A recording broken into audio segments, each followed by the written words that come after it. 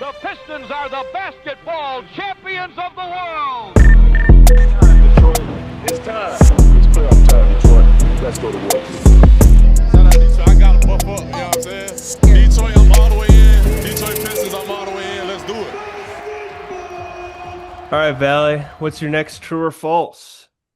I have two that kind of go into one another. So I'm going to say them both here. I'm going to start with the one that's happening sooner, and that was that Ron Holland will bully the Summer League. Follow up to that, Chaz Lanier will have an impressive Summer League play and impact on day one when the regular season comes around. So unpacking Ron Holland in the Summer League and Chaz Lanier's impact in the Summer League and his potential impact on the rotation on day one. I feel like I've been starting a lot on this pod, so I'll hand it over to Connie to start this one. Ron Holland, I think true. He's a second year player at this point. He is a physical monster, which usually attributes very well to the Summer League. I don't remember them exactly. Do you guys remember how he did last year?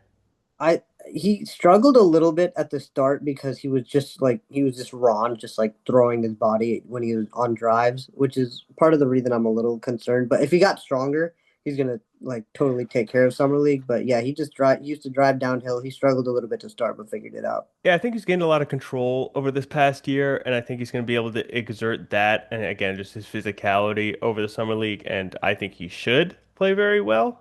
Second year players should play very well, and if they don't, it's kind of an issue. With the Chaz Lanier thing, I think he should have an impressive summer league. He's a good three-point shooter. I see no reason why he shouldn't hit shots. I mean, there are great three-point shooters that didn't hit shots in summer league. Trey Young specifically had a terrible summer league where he shot like 10%, and everybody said the world was falling, and now he's an all-star, all-NBA type guy. Not too worried about that. I don't think Chaz Lanier is part of the opening night roster, or at least like the guys that see the court. I think this team just is pretty dang deep at the positions where he plays at. Um, I think Marcus Sasser plays above him. Ivy, Cade, obviously. Levert, Robinson as a shooter. I think there just are other better, more experienced options on opening night that he won't see the court. I mean, unless it's like a blowout or unless I'm really wrong about how good Chaz Lanier is. But I see him more as a throughout the season, when guys fall off, guys get injured, spot minutes sort of guy rather than he's going to be an opening night rotation player sort of guy. I'm with Connie on this one. I think as long as Ron kind of has matured his game a little bit, picks his spots on when to drive, and maybe hits a few more shots, I do think he's going to have a very decent summer league. I know Gabe is going to be very interested in watching Bobby Clintman, as am I. So that's another name to keep an eye out for. Also, TJ Bickerstaff, JB Bickerstaff's nephew on the roster. So, there's that. As for Chaz, I'm curious to see how he performs in summer league. I know he can hit shots; it's what he's here to do. But I agree. I think there's guys above him on the depth chart, preventing him from being in the opening right rotation, preventing um, a blowout or something happening. But I don't think he's on in the opening night rotation. But I definitely do think that we do see him, like Connie said, in spot minutes throughout the season, just coming in and hitting shots and just doing what he does. I disagree with you guys' Chaz Lanier thoughts. Mhm. Maybe I'm just higher on him, but I think we're not that deep at the kind of just shoot the ball category. I'm high on him. I just don't think that I don't see his minutes yet, but I'd love to hear Yeah, how you can carve those out. like Connie mentioned, he's below Sasser. I don't think so because they play different positions. Sasser does not have like a catch the ball and shoot. He likes to do stuff, and of course, there's For sure. Duncan Robinson, Levert, Ivy, Cade are above him, but I could see 8 minutes a game, kind of throughout the whole season. Just kind of, I think he's just going to be a good player from day one. I don't expect him to do too much in summer league because I do think he'd need like a point guard, and we don't really have that on the roster, unless you, of course, you count Clintman as a point guard, which he basically is, I against the count Danis as a position. point guard too. Yeah. Um, I think Ron Holland's going to absolutely dominate this.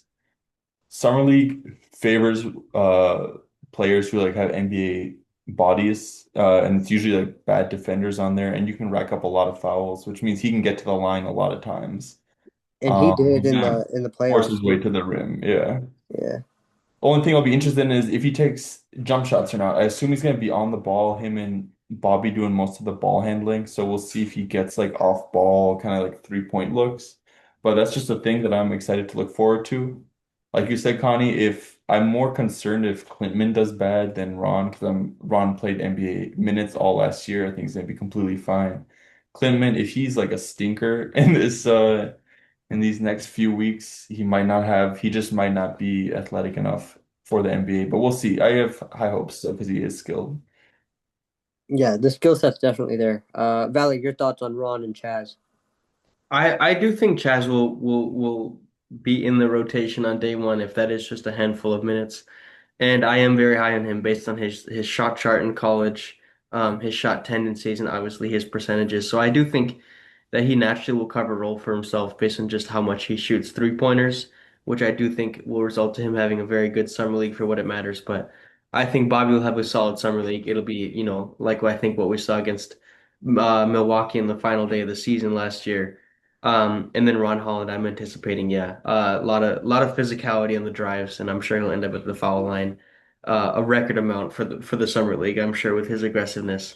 Really looking forward to see if he can just physically take over a game. We saw him with his driving ability. I really want to see if he's able to just go for 30 whenever he wants and kind of be the best Piston in the summer league since what, KCP was a monster in the summer league way back when. But I'd be happy to move on to the remaining true or false questions here. Yeah, just one more quick, totally irrelevant note on Ron Holland. He is changing his jersey number from 00 to 5, so maybe that'll help him shoot a little bit more. Not sure Oh, That's yet. somewhat I relevant, love I would that. say. I love that, and I've been seeing a lot on Twitter. But the Asar Thompson being 9 and Ron being Kate 5, 9 to and Kate 5, and Cade and being Kate, 2. Kate is Yeah. 2. Yeah, 9 to 5, 9-5. I like that so much. And the whole back to work theme that we had last year, man, this is gonna be great if this team starts cooking like they did last year. But that does just about confirm everything what we think with Malik Beasley, with Ron Holland taking his number on his birthday. Happy birthday, Ron. He just turned 20. Happy Um, birthday, Duncan Robinson too. no, shoot, happy birthday, Yes. Duncan. Moving on though, this next true or false I have kind of related to Schroeder being gone and there not being a direct replacement. I know we've touched on some aspects of it, so feel free to move on if you've supported your answer. But true or false, the Pistons don't need a designated backup point guard. I don't know how to answer this. I think the answer is false. Every team needs Yeah. like a point guard. Uh, Trajan It just Langdon happens in to be his that ours is starting, I think. yeah, in his most recent presser of the draft, with Chaz, he did say that we're going to see a lot more point guard Jaden Ivey. So, if that's your backup point and starting two, or does Ivy move to the bench? I don't know what it is yet, but I do think it does not hurt to have a backup point guard, a guy that can just come in and steady the ship. We saw when Ivy went down from then till the deadline how much we struggled. I know we have Karras. I know Asar has picked up some of those responsibilities, but I think always having you can't have having a backup point guard does not hurt. So I guess I would Yeah. go with false.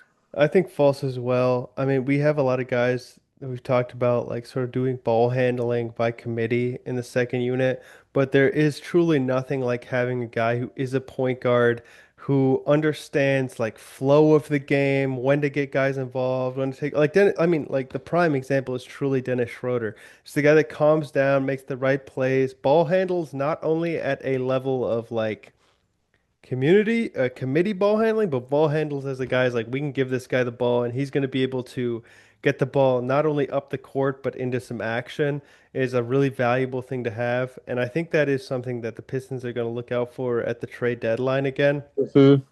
I don't know if you have cap stuff in your true or false value, but we did get a like in that sign and trade with Sacramento. Sacramento. I was going to say San Antonio. Um, we did get a $14.5 million trade exception, which allows us to trade for a guy for nothing. I mean, oftentimes trade exceptions aren't used, but it is an option, and it is something I think they should be looking out for because think the point guard position. I know like small guys are seem to be getting phased out, but I think it's an incredibly valuable position to have just for competent basketball. I agree. And, we are a playoff team now. We are projected top. We have our over under at 45.5 wins, which probably means we're going to be in the playoffs if we do hit that.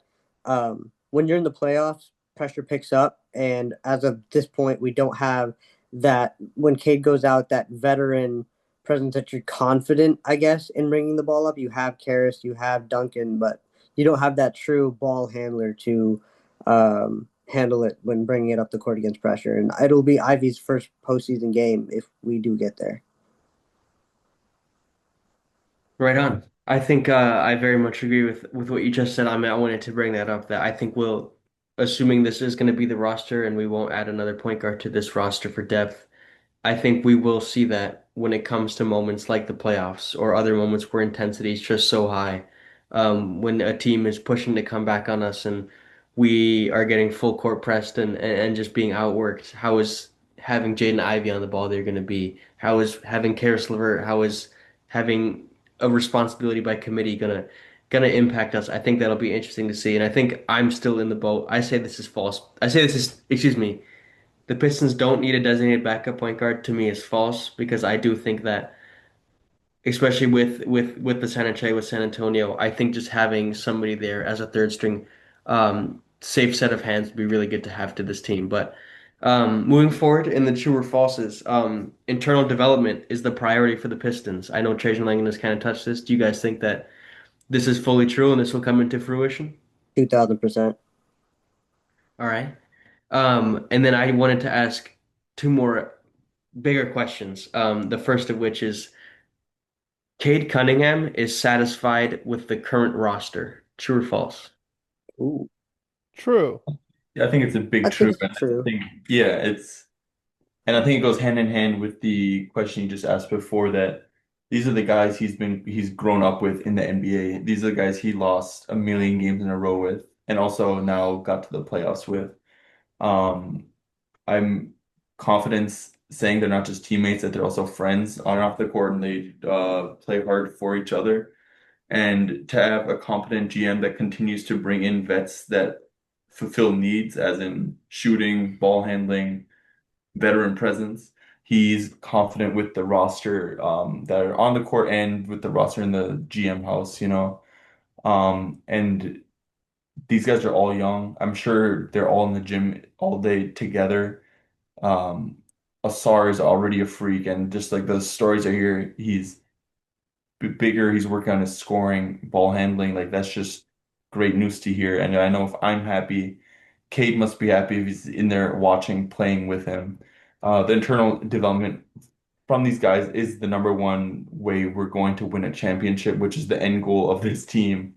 Um, Jalen Duren hitting those threes in videos, a la Andre Drummond, but just to like have these guys improve their skill sets. These guys are special players. We realize that.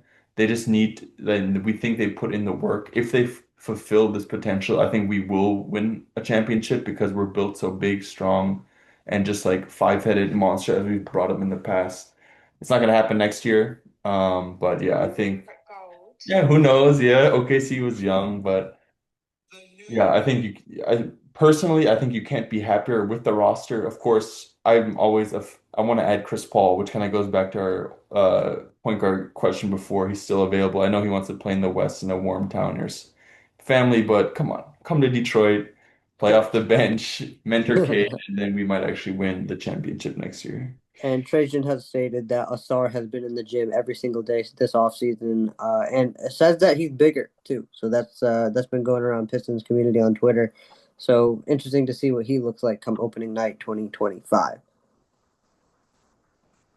And then I just had one final true or false to wrap this up. And it basically goes over what we talked about.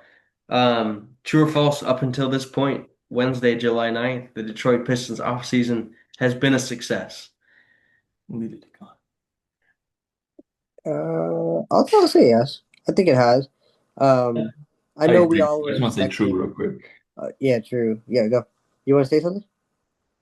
No, go ahead. Okay, I was just gonna say, like, yeah, we heard all these rumors: Nas Reed, Santi Aldama, Miles Turner, Giannis, KD, yeah, whatever. Um, we some fans got our hopes up. I was hoping for Miles Turner or a Nas Reed, but I still consider this a success because Trajan said that we were gonna focus mostly on internal growth, and he stuck to his word. He filled up the gaps of the guys that we lost, and we got more versatile. So I would say yes, it's a success.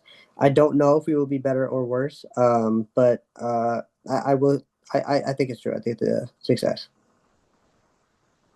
Connie?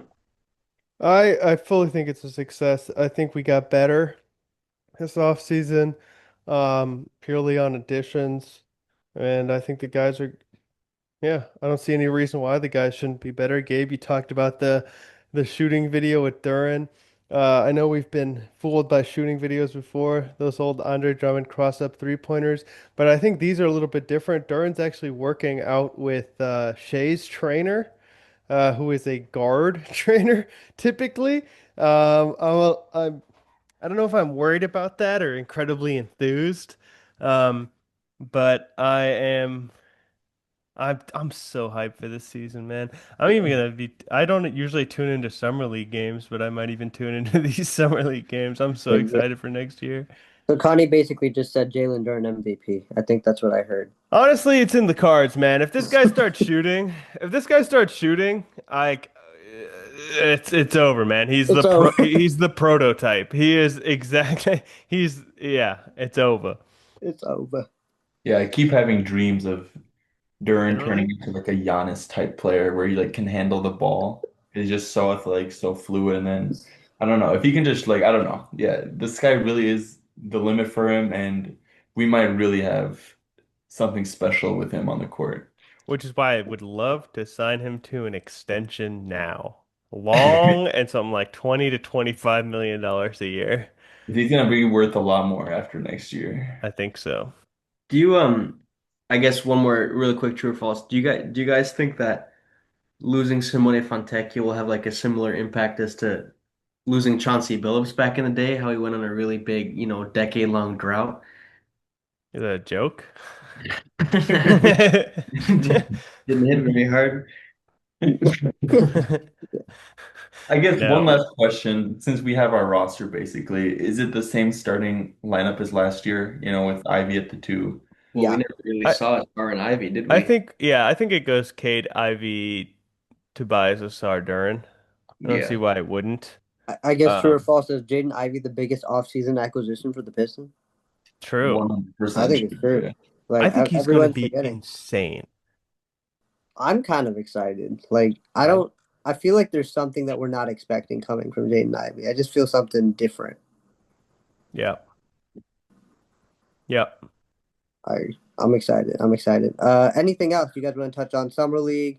Any NBA news you guys want to touch on? Kelly Olynyk to the Spurs. Big Kelly pickup. Olynyk, Victor Wembanyama, and Luke Cornett on the same team. I don't know what I'm gonna do. I really don't. Yeah. All right. Well, all Well, right. a vomit. Yeah. Thank you guys so much for listening to this episode. We had a lot of fun getting back on the pod and talking. We won't be on a long hiatus this time. We promise we will be back probably after a couple summer league games. Make sure that we were right about Ron Holland, Bobby Clintman, and Chad Lanier. But until next time, throw the Buffs on Detroit because the future is bright.